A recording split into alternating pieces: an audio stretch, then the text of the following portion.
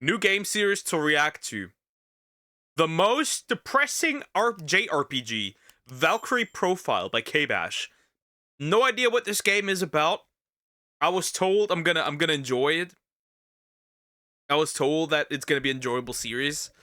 Let's see, but considering that it says depressing, I am concerned. I'm concerned. Okay, here we go. Okay, let's play a game where you get real sad! Man, it's been too long since I played an overly complex JRPG and played something real depressing like, so I can, you know, feel something. When was the last time, man? Once again, though, the art is really pretty. So I can't complain. Once again, the art is very pretty. Any one of us felt anything. Yo, same! Oh, hey, Valkyrie Profile. Now, some people are gonna take issue with— Wait a minute. Valkyrie Profile. Isn't Valkyrie Chronicles... Is Valkyrie Chronicles related to this game in any way, shape, or form? Because that means I may have played a game before, because it looks familiar. Like, the icon looks familiar. Hold up, wait a minute. I may have had some... Was there a game on the PSP? my pronunciation, Valkyrie, but in my defense, it is actually pronounced as Valkyrie. And anyway, where's your English degree, sweaty? It's a weird little PS1 JRPG from '99, devved by Triace, the Star Ocean people. I want to take nappy time with you, okay? Oh no, run! Run, my guy! No. Interesting, so they're separate. Interesting. Regardless, get my man out of here. I've played this game. I've played the Star Ocean game on the Xbox 360. It also got a PSP release that's usually considered inferior, but 90% of that is weird sprite stretching, so if you don't know what I'm talking about, you probably don't care that much. Here's the pitch. Imagine a JRPG where hard mode is easier than easy mode. I know. KBash, what the f are you talking about? But that's just a fan meme, something I read while researching the game. It's more accurate to say that, with a refined understanding of the game's mechanics, hard mode is much more enjoyable and open to player expression.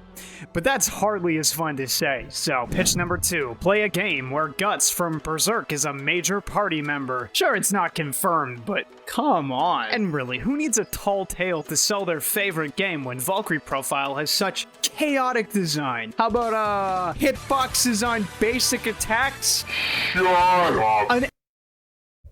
Stop. Stop. I think I had a Valkyrie Profile game on the PSP.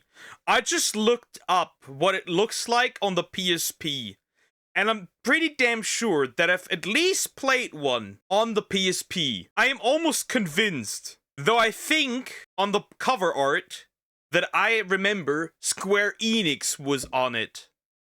Hold up, I am pretty sure I've had a Valkyrie Profile game. I've just never properly played it, but I'm convinced I had one on the PSP. Valkyrie Chronicles is a separate one, but I'm pretty sure I had one on the PSP. I've just barely played it.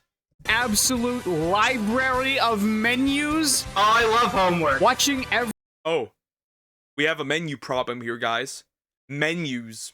Our favorite. Menu simulator, guys. every recruitable character die? No! Sure, it might not be for you, average viewer, but I'm the demented one here, okay? So why don't you go grab your little sippy cup and your snacks, and I'll just open a window into my twisted world. Here it comes! The void tendrils are wrapping around your limbs, and you're being consumed!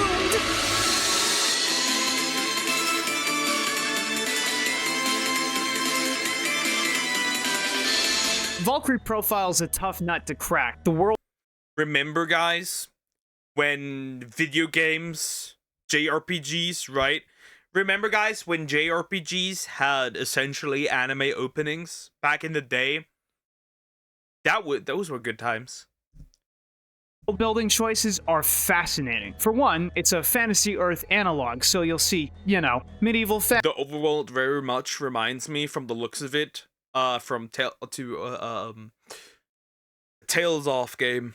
fantasy Europe in general, but also Japan is here, and an inexplicable Japanese restaurant in Whitebirdton. Okay, Valkyrie profile, I can dig it. That's not the weird part, though. What's weird is this isn't Earth, per se, but Midgard. So what ancient Norse folk thought the Earth was, because in spite of churches and Shinto shrines and whatnot, the actual gods of this world are the gods of Norse mythology. Odin, Loki, Thor, etc. That's right, Valkyrie profile said extant Earth religions are fake. The one where Loki gets by a horse and he births an 8-legged horse baby, that's the real one. I kid, but in my defense, it's pretty funny. You don't deal a whole lot with the gods in this game, but you do work. Again, just saying, the sprite work, the artworks in general, peak, absolute peak. For them. As Valkyrie, real name Lenneth, a servant of the gods tasked with collecting and training human souls into Einherjar, holy soul warriors to battle for the gods in Ragnarok, the big ol' end of the world slam jam! It's weird that they need humans, but whatever. I like to think the gods are just really bad at the great cosmic game of Mario Party and need help. Mortal, I call upon you to complete this mashing minigame in my name. No! The trick is, Lenneth doesn't choose just anyone. Like the actual myths, she only See, that's the thing, right, though? It'd be boring. Like, consider this, guys, right? Consider this. You are an all-powerful god. And you could just do it with the snap of a finger. Like, why not use humans for that? And see them how they struggle and squirm you get it, right? It'd just be, why the character standing in the saucy way? Good question. Reveals herself to the recently slain to judge if they're worthy of ascending to the closest thing to heaven in universe. So you end up watching a lot of death. Oh my god! I gotta say, a lot. Did bro just end himself? Okay, sure, I guess. A life-ending situation, I guess. A lot of the visuals are striking, but I wasn't sold until that exact moment. I just stared. The game rejects traditional storytelling, and probably mostly due to budget or disc constraints, you're not fed a winding adventure with plenty of inter-party grab-ass time. Instead, you get National Geographic on the mortals of Midgard. It's depressing. Despite playing a godly entity, the world is pernicious, cruel, violent, endlessly embroiled in war, and you can't do just die and everyone's dying. Want to do a future what? I don't know what that means. Anything about it except help others. Can't wait, we can crack mermaids. Get out. Damn, VP playing at a Matsuno level work. This is gonna be a banger. There's a pretty long-winded tutorial segment at the start after something like 20 minutes of cutscenes, so it's hard to say the game comes out swinging, seppuku aside, but there's a lot to know going in. I made a comment about difficulty, so let's mention it now. I am definitely 100% sure that I've played one of those games on the PSP. I am almost convinced that I had a PSP game that had this logo on it. 100%. You live under a rock? Yes, I do. Recommend playing on normal in like everything. Yeah, even Square Enix is mentioned.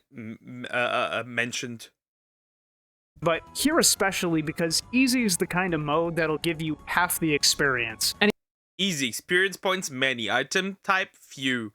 Dungeon, few. Characters, few. Initial level, fixed per character. Possible endings, E and C? There's multiple endings? Hold up. If you ever want to get really into Valkyrie Profile, you need a working understanding of its quirks, and normal's the way to do that. Eventually, you're dropped into the world with no immediate goal. World's ending, go. Unfortunately, much like Nights in the Nightmare and Yggdra Union and whatever other rock... Don't mention these games. Thank you. Thank you. Don't. Yeah, I see it, Jacob. Kinography I've played, Valkyrie Profile accurately simulates the experience of a new car owner popping the hood for the first time. Yeah, you're fooled, kiddo. I love the gameplay loop too, especially on first pass, because you're watching— Damn, there's a girly hanging on the wall. That's definitely a setup for a adult drawing. And all of this horrible stuff happen while trying to take the mechanics in, like, hey, check this out! Oh my god!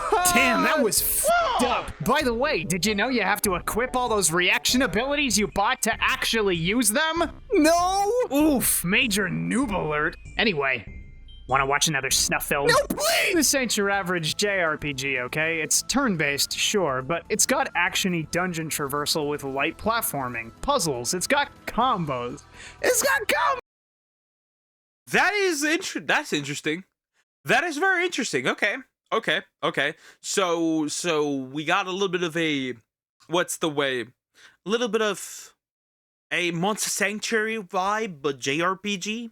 It's that special kind of bizarre JRPG crack I wish the more popular franchises experimented with. Sometimes it really feels like there's people who love JRPGs and people who love JRPGs. You know, the difference between people loving movies and loving films. But let's back up. One of my favorite things, which I understand others get stressed out by, is the countdown to the end of the world. Yeah, acknowledged, that's kind of ominous. Majora's Mask is kind of spooky too. But to be clear, the game isn't trying to punish players for screwing around as much as keep them on task. You're a Valkyrie in service to Odin the Allfather, you know, God. Roleplay or die. And the game has this handy feature where you'll be told exactly where to go. So, if this has a countdown, does that... But it's not like Majora's Mask where the time actually progresses, and if you mess up, the moon comes down. In this case, Ragnarok happens. Oh, with a button press. Finally, it's complete. After years of labor, my life's work, the Power Sounder 5000. Now, if you're wearing headphones, you might be hearing some familiar sounds in the video. Who them tracks? It's Motoi Sakuraba again. Absolute legend, king of world fantasy music. Why would I critique this stuff? I ain't left that shit on. Well, this man is goated. I agree. This man is a goated composer. On play, I sat my white ass down and listened. The world is big, and you can just waste time screwing around in towns with no shops, or worthwhile NPCs, or side quests, or goals, so it's worth listening in on the world. Though you find out that most chapters, at least on normal mode, only need you to recruit 1 or 2 characters, which will cost you 2 periods out of 24 per chapter, and about 2 dungeons per chapter as well. So the game's really, really generous with time, granting all kinds of extra slots to go visit the towns where various characters died for special items, and even grinding opportunities if you really think you need it. You don't, but it's nice anyway. I ended up skipping ahead to the next chapter consistently. Time is hardly the biggest hurdle. You're made to run through dungeons, like, directed to them, but not every dungeon has plot significance. Sometimes you just gotta go to the caves. Here we are at caves! Do you know the difference between a stalactite and a stalagmite? A stalagmite? So stalactite, right, comes from above, and a stalagmite comes from, like, the ground, right? Maybe I'm just wrong, but as far as I'm aware, Genus Tales of Symphonia uses stalagmite, which comes out of the ground and not from above. So that's I think maybe. The comment below. Other times they're relevant to the characters you recruit or some local villains, so whatever. I guess I don't really need airtight justification to perform basic JRPG gameplay, okay? I'm in there. Aside from being beautiful, guys, please, I can't look at this without longing. Aside from being beautiful, the dungeons are handled 2D side-scroller style. It's such a weird game. Almost all combat is optional. You can skip past enemies by jumping or straight up freezing them. Amazing accessibility option, by the way. The dungeons get really creative sometimes too. Sure, a bunch are just running and jumping, like bad Mario levels, but Valkyrie can use her magic to create crystals for platforming, burst the crystals to propel herself, and shatter crystals above her to create fading diamond dust platforms. So refreshing for a JRPG. And if you feel like interesting throwing essentially platforming stuff into a JRPG. I find that very interesting, surprising, genuinely even. Keeping competitive with level ups, you kick combat off by slashing at your enemies. Major props for stuffing the frequent genre anxiety of endless random battles by putting the burden of choice on the player. In 99, combat itself. Wow. This game has, with other games, it took ages for that to happen. Because, right, there's games who suffer from encounter overload, essentially, where you can't do a few steps without being absolutely harassed. I had that problem with Skies of Arcadia. Bro, every little step, enemy. Not a little flying, enemy. It's just horrible. It's just horrible. Nerd. I just know this. I found shiny Latias. Itself is a little weird. On your turn, the goal, generally speaking, is to chain as many hits as possible, release a ton of crystals from enemies, and fire off giant special attacks, like named Riviera the Promised Land type special attacks. Finishing strike. Okay, this is... That is very cool, though the voice acting seems to be very lacking, but it's 1999, so there's that. Hi! But really, the true value of these super attacks is hammering one after another into an obnoxious boss that kicked your ass so you can say, you. Eat a dick, you. Cathartic. By the way, have you seen these animations? They're beautiful, like water. Oh my god. Seriously, you go around collecting these normal-ass dead people, these peasants, and the very second they're in Einherjar, they can utterly obliterate people with crazy anime special attacks. Turns out dying a cold, cruel death in an uncaring world can be highly radical, actually. Combat's got some quirks, though. I mentioned hitbox. There is something that needs to be said about older games in general, and that's art style. That is art style. Animations, art direction, art style. This hyper-realistic style that is mostly common now has no soul. In my opinion, it has no soul. Regardless, these games, just like the previous things we've watched, are incredibly beautiful. I think I am gonna kill a person. I mean, look at this hot nonsense. I know it makes sense, but stupid. It's actually cracked to tack hitboxes onto your button presses. It's a JRPG. Sorry, I don't know how to process this. It's awesome. Means performing combos has a dexterity timing component, so you're always engaged in the basic battles. It's mind-blowing, really. I think the major issue is that not all hitboxes are created equal. Arngrim here will straight up miss floored or overly small enemies that aren't being juggled, even though his sword is the length of a bus. This spear girl has really strict timing to land her full combo, and it's really annoying in general. Several characters are easier to use for no real reason. They were just gifted with better hitboxes. To be fair, we can't all have a janky hitbox.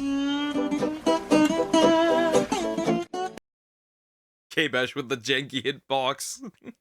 See, here's the thing. Older games generally struggle with hitboxes.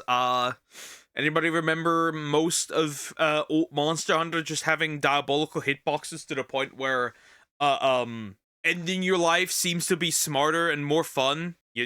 You get the gift Pokemon Raichu? No, I did not. The Alolan. Why would I need one? Alolan Raichu is just available in the DLC now. And you can shiny out Wild Gilmigool. Yeah, as long as they are the roaming form, you can hunt them. That is true.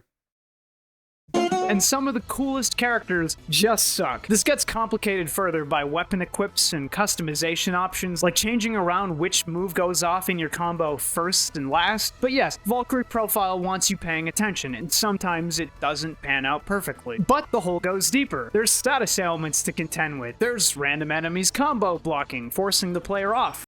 Let me guess. Poison, maybe burning, paralysis, maybe blindness, which could be interesting. For making them guard break the enemy with powerful strikes. There's a pile of reaction abilities letting you dictate how your character behaves in certain situations. You can set your characters to automatically consume healing items with an ability. There's so much fun, customizable junk going on under the hood, and it's all the kind of stuff you won't have a perfect handle on a first playthrough. You can run through the game dry as or cook the thing right. It's all in the prep. Before talking bosses, I gotta mention boss rewards. You're given some treasure chests containing artifacts of the gods after each boss kill, and the game prompts you to send them back to heaven or keep them for yourself. You can keep almost every artifact and still get the normal ending, so don't worry too much. It's just kind of funny, like, no, yeah, you, Odin. I can't see what this sword does. I have no idea, but I want it. It's mine! Honestly, bosses are the biggest challenge in the game, even though this one puzzle really gets on my tits. The bosses range from tutorial level jokes, like use the fire attack and the boss will die, to I am gonna retroactively make Tri-Ace a subsidiary of EA. They're not even worth talking about in detail. Several of the hardest boss fights are just like the floor bosses in Persona 3, so some of the hardest and most specifically designed fights in JRPGs, and no, not difficult, just specific. Like, if you don't take out these enemies in this way, the guy behind the meat shields will send you to the Shadow Realm. Like, hit this. A classic, though. That is very much a classic in games. You need in older games, right? Boss fights were a lot less. What's it called? Damage sponges. There's a lot of modern day bosses that are just damage slop, where you just like beat them like the shit out of them. They don't really do anything. But yeah, those exist, right? For example, oh, you can't damage this enemy with a specific thing, with a specific ability. That doesn't work like that, right? You need to use specific stuff. For example, specific elements to properly do damage, right? That's pretty normal. Enemy too lightly and your team will explode. Like, oh no, you need the bow equipped on Valkyrie to make this one work. Whatever, been there, done that. I don't respect it, but most bosses aren't that bad anyway. They give enough wiggle room that your own solutions are possible, just not on the first pass, probably. All of this stuff comes down to team setups. Every member of your squad is affixed to a face button. That's how you control them in combat, no movement. That's all automatic, it's just timing. How you select and build your party makes or breaks the experience. You're handed a lot of menus up front, and we all know how I feel about menus, but then I keep coming back, so really, I guess I just like accounting. Catch y'all in 10 years doing your taxes. So to cut a lot of crap short, you can notch a lot of little aspects about your characters and choose which weapon types you want in your party, which matters a lot. Bow people are in short supply. Weapon types. Question. Are those weapon types tied to the character? Or not? Sword wielders are everywhere, but combo really well in general. Mages are broken. Look, we don't need to get into it, but you can absolutely crush the game with a party of mages. It's like they tried to balance mages out by limiting their ability to attack at regular intervals like everyone else, but then loaded them up with the only utility in the game, and insane damage, and straight up broken abilities. Okay, so balance is a little schwacked. Engaging normally, you're probably not gonna stumble upon that little factoid. The gods basically lower their heavenly vacuum, i.e. you, and suck up mages like dirt. Crazy. Oh, we haven't even talked about transfer yet. On top of finding dudes to recruit and dungeons to delve, the gods ask for very specific things at the start of every chapter. One of your warriors, that is. A guy who's strategic, a strong warrior, someone who's skilled in disarming traps and knowledgeable about zombies. Maybe as a bonus, he's got a 10-foot cock. Now, some people hit a wall with the 10-foot cock? Crazy. this system. It kinda sucks. You go out of your way to recruit these people, get attached, watch them die, but no. Odin needs someone to shave horse hooves or something. Please, Valkyrie, send your greatest female magician with the biggest dumpy. Odin, for Christ. There's no way this is the right. This is not the right dialogue.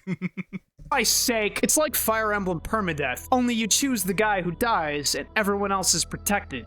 Actually, never mind, that sounds awesome. Okay, Nils, into the Soul Crucible you go! You don't have total control over who gets sent, though. Wait, so you can't just lose your character? Some characters are straight up labeled unfit for heaven. Guts, Arngrim, namely. That's Unfit for heaven.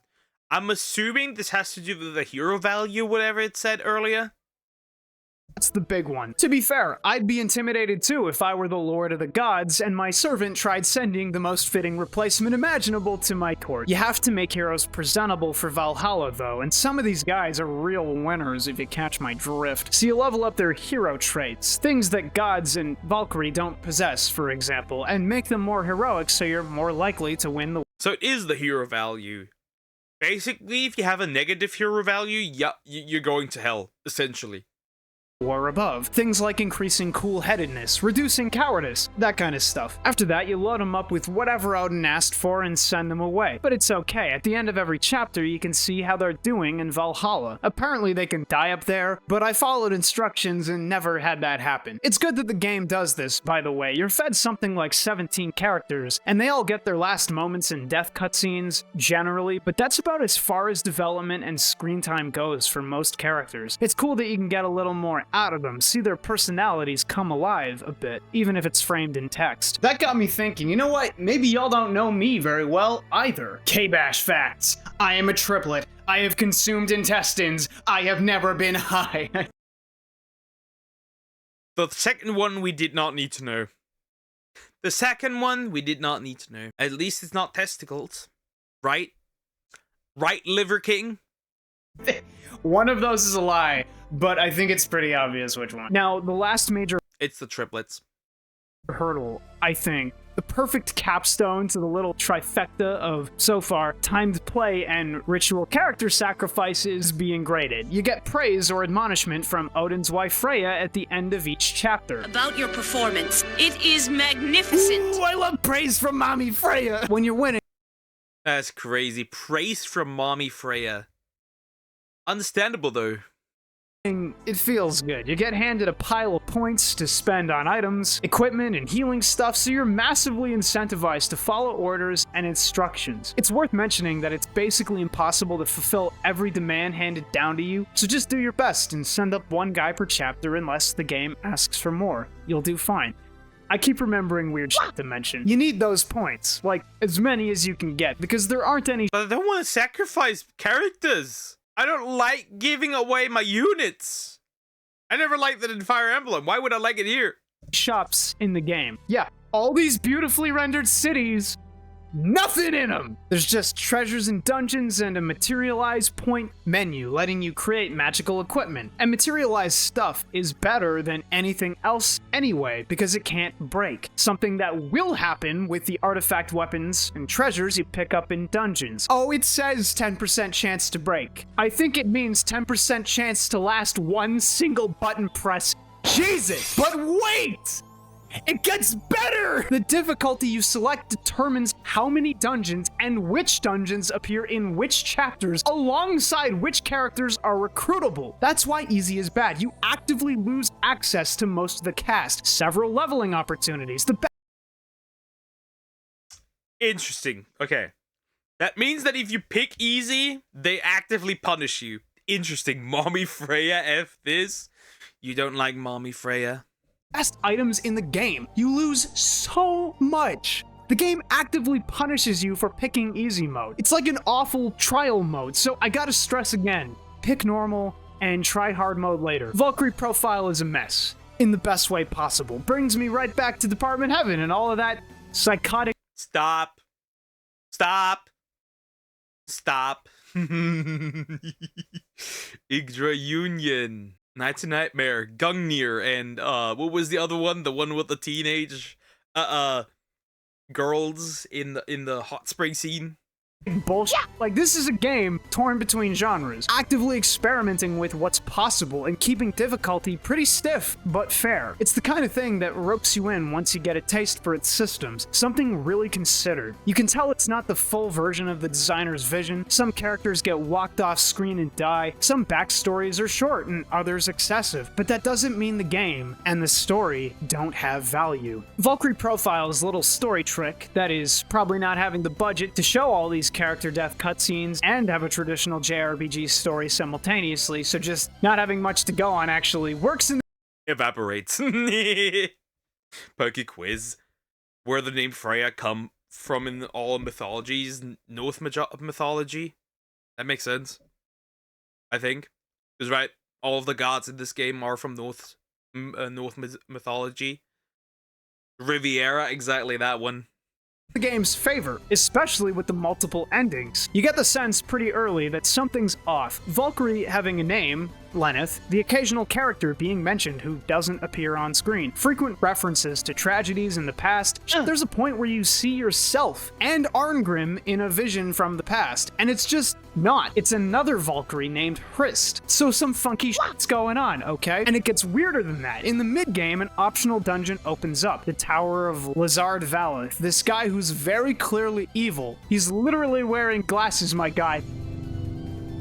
And we find out that not only does this guy love Valkyrie, somehow, but he's been making replicas of her too. Okay, getting slightly uncomfortable. Oh, and please, if you pick this up for fun, you don't have to run this dungeon. It's optional for a reason. It's extremely frustrating to navigate, even when making use of the game's... Interesting. So, we got some romance, weird romance, twisted romance type shit going on. Tower of Lazard Valeth. Interesting. So we have a dude just who creates copies of Valkyrie. Interesting. Dungeon map visualizer because the elevators, and this is the confusing part, rise one floor at a time and reset to 0 after the top, but there's no indication. Dumb. Just dumb. The game even has a long backstory cutscene detailing Lenneth's life before being what she is now. As you'd expect, it's heartbreaking and cruel, but thankfully contextualizes a lot of previously shown imagery. Though it raises some questions, yeah? Is she an Einherjar raised up by some other Valkyrie and rose through the ranks? Why does Lazard have clones of her and... That is freaky. Look at all these girls, these clones in the tanks. They don't even have clothes on. They're naked.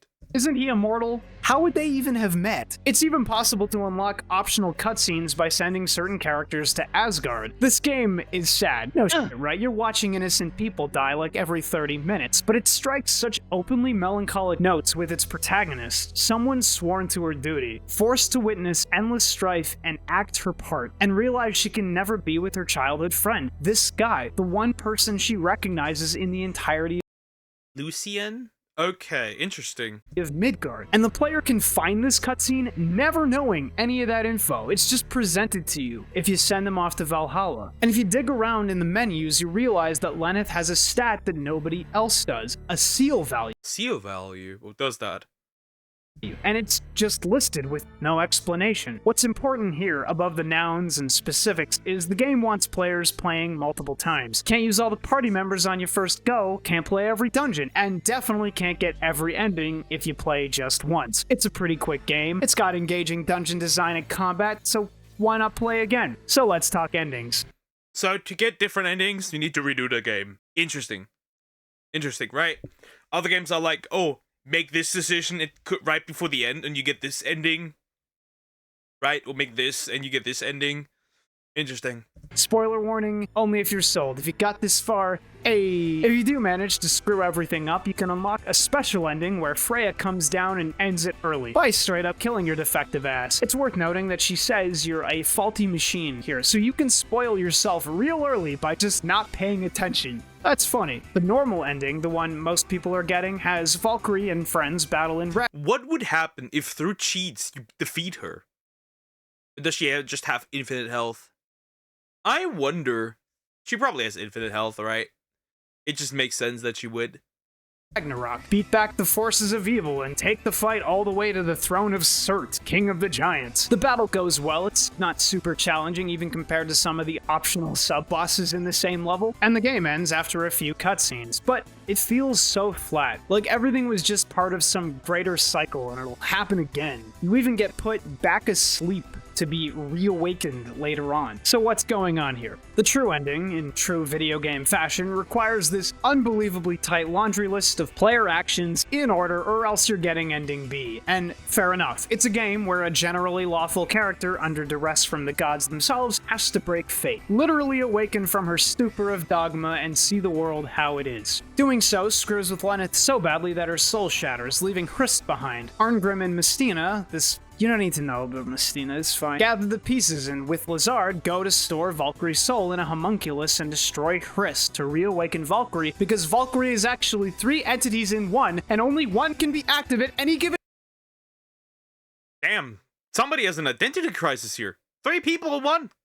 time as a failsafe against this exact kind of thing. Then out of nowhere, unless you've been paying attention to progress screens of your characters and figured out that Loki's a pretty bad dude, and also in Norse mythology in general, Loki betrays the gods and kills Odin. Valkyrie regains her senses and goes off to bury the guy when he destroys all of Midgard. But Valkyrie is basically Kaboom.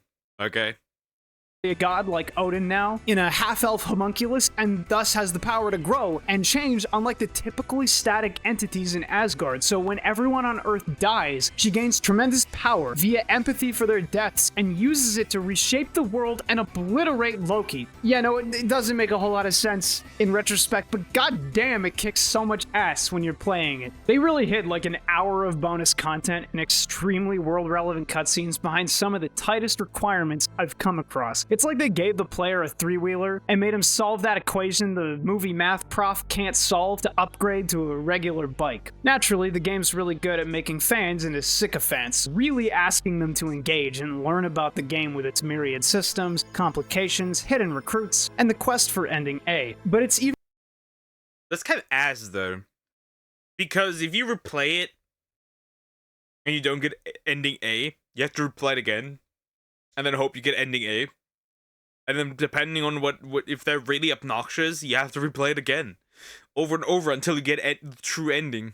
even deeper than that. One of the major conceits in the game is that the gods aren't really anything like humans. Life on Earth is cyclical, so humans are reborn, reincarnated, I guess, endlessly as the world turns. And the gods watch it happen so much, they just don't care. They're ageless entities, but Valkyrie was a person, and she's capable of feeling, regardless of the controls the gods put on her soul. Despite being overtly lawful, she has a great deal more empathy than any of the gods do for humans and the loss they experience. It's probably why she goes out of her way to recruit some of these people. Most are heroic, but some are straight filth. To even offer them a chance at heaven means Lenneth has more forgiveness in her than the average human. Shoot, even after killing Loki, she waxes poetic about not understanding him instead of spitting on his corpse. I love the way the game puts you in her shoes by letting you meet all these people and cry through all the death. I love that you have to engage with the world and its cultures and people in poverty and rich assholes, even if it's all really rushed, because they couldn't allot opulent amounts of time and resources to each area and character. I love that Valkyrie's forced to listen into the world itself to figure out where to go in-game. She has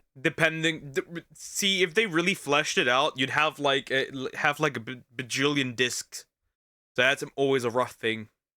To engage with the world at a level no one else can. And this empathy is her core strength. It's what carries her through the finale. If you get through even one playthrough, you'll love the game and the world. And the true ending, though fully riddled with questions, still manages to hit such a hard payoff. Watching the most deserving person in the game, the greatest candidate for God, become a literal god of creation and set the world right. It's the kind of thing you wish for in the real world, and it takes an unholy mountain of effort. Hey, it's KBash. Huge thanks goes out to my $4 patrons. Check them out. Interesting. I am still pretty much convinced that I had this game, just never properly played it. I am very much convinced that I had it on the PSP. Maybe not this exact game, but I don't know. It's probably just the only one I'm assuming, and then the PSP is probably just like a remaster. Interesting. FYI. Loki's probably got Christianity added into Norse mythology. Interesting. Regardless, very interesting. Old Norse mythology doesn't mention him for real. Also, the Ragnarok is probably Christian influence. Probably. Who knows? Regardless, interesting. Maybe one day we'll play it. Maybe. This technically is a game I should replay then, in this case, right? Technically. Anyways, like, comment, and subscribe.